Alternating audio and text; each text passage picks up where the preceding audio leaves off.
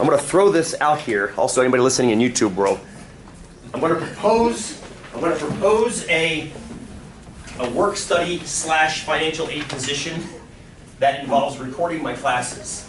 See, the thing is, we get a bunch of financial aid money to spend on things like graders and things like that. If we don't use it, this is typical ignorance of proper statistics. If we don't use the money, it gets lost the next year. Can anybody explain to me why that's a stupid lack of statistical knowledge? So, in other words, you have to spend your budget every year or you don't get it back the next year. So, say your budget is $1,000, and 1 year you spend $950. They then knock your budget down to $950. And then the next year you spend, just to make the math work out nice, $1,050. So now you're under by $100. You have to spend, oh, we'll raise your budget again to $1,050. Then the next year you might drop down to $920, so they lower. What's the problem statistically with changing a budget based on each year's expenditures? Statistically. Vivica, go. It's different each year. So. Right.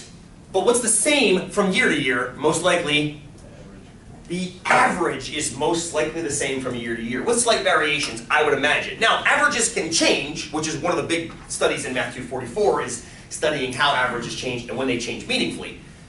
But the thing about changing a budget every year is just about as sensible as firing a coach when a team sucks 2 years in a row. I mean, you're not changing the underlying average by changing a coach every 2 years. The underlying average is still there. Pat, go. Well, that drives the bean counters crazy. Because they're like, where am I going to put this $50? I know. How about you leave it right there and check in again 3 years from now? Because you can't, because it's this year's money. I know. I'm not saying you can fix it with one bean counter. I'm saying the whole system has to be. The graders have this problem every time. Sometimes when you guys have a lot to turn in, Amber likes to grade because she gets paid hourly, right? So I'll give her projects sometimes and quizzes sometimes. But she can't go over a certain number of hours per week. But the next week might be very late. So she might work 12 hours one week and 8 hours the next week, which averages to 10 hours a week. But she can't claim the 12 the first week because it goes over the 10 mandated. And I've tried to explain to people, it's an average of 10. You're paying the same amount if you go 12 and 8 as if you go 10 and 10. No way. Well, no, you are. No, I'm not. Because 10 plus, no, I'm not saying, well, I'm saying all the people that are going, well, wait a minute, it's not the same. I'm like, is 12 plus 8 10 plus 10? Fairly sure it is. But it's the temporal thing, the time thing gets in the way, and that drives me insane. So, I'm proposing a new position of basically camera staff. So I'm going to run this by the department or the meeting today. If it passes, think about if it's something you might be able to apply for. Check your financial aid statement if you're on financial aid and see if it qualifies for work study. And that might be a way to get you guys a part-time job, just running a camera. Essentially running the camera and be like, can we stop and start? And you'd be like, burp, burp, and then bring the camera to me, and then I go deal with the editing and all that much you want to. So think about that. Keep that in the back of your mind. I want to propose that today. We'll see if it flies. Okay. That's over. What we were talking about last Thursday, before the roads turned into a skating rink and we couldn't come in on Tuesday. What was the big discussion? Why did I push the quiz back? That was due today till Thursday because we weren't done talking about what? Main topic. Variation. The big idea was variation. All right. Why do we care about this? Other than the little diatribe I just soapboxed to you guys. Good! That's one way of measuring it. That's the main way for us to measure it. Why do we care about this? Why do we care about standard deviation? Why do we care about it? Because I don't know. Because you told us we had to.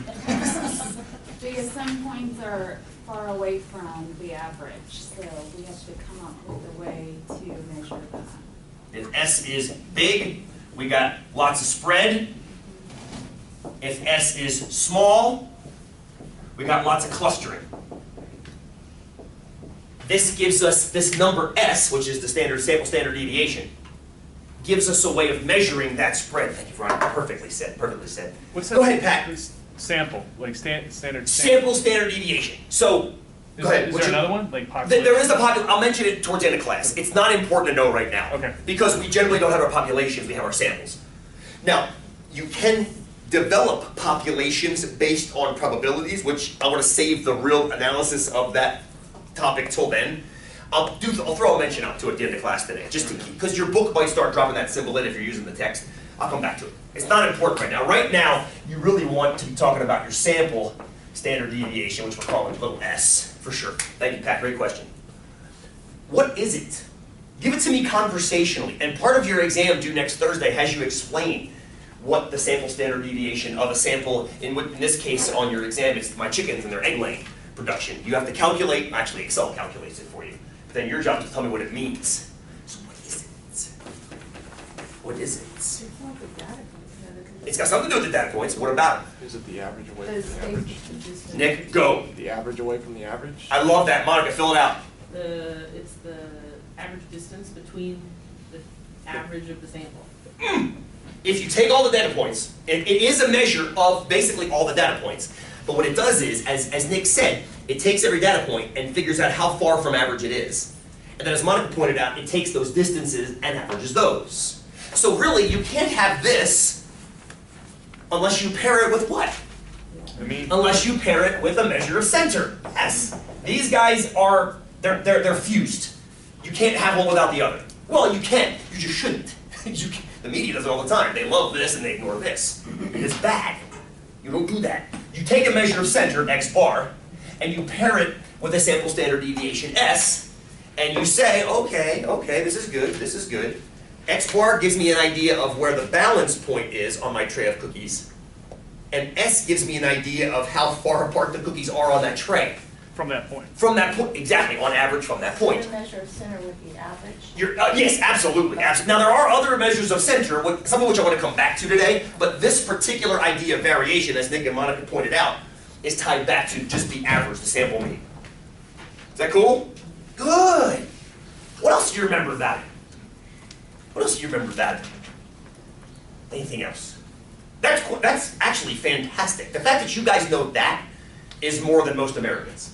Honestly, the fact that you can verbalize what a standard deviation means is more than most Americans can do. So that's fantastic. Yeah, pat on the back. Anything else you remember? Percentages of a bell-shaped curve.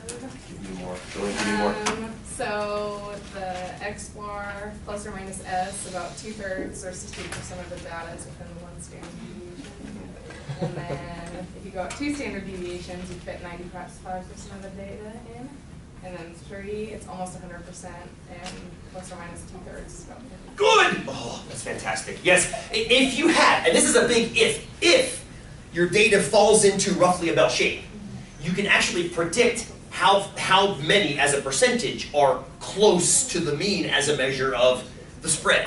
I have a data set we can play with that today, and I have another set where we can't play with that today, because that's a big if your data is bell-shaped. The data we did in class on Thursday, I'm sure you've forgotten it by now, on your data sheet dealt with weight losses in a certain study that just happened to fall into a bell curve. That was great, I love when that happens. It just doesn't always happen. I did a hypothesis test that we're going to do together with an in-class quiz today, where it doesn't form a bell curve. And you will see what we can do with that. There is stuff you can do with it, you just can't use that right there. Good. I think that's called the empirical rule. It's also called the 68, 95, 99 rule in some textbooks. Some people are not, they've heard that before, that's good. I like to use 2/3, 95%, 100% because they're easier numbers to remember for me for some reason.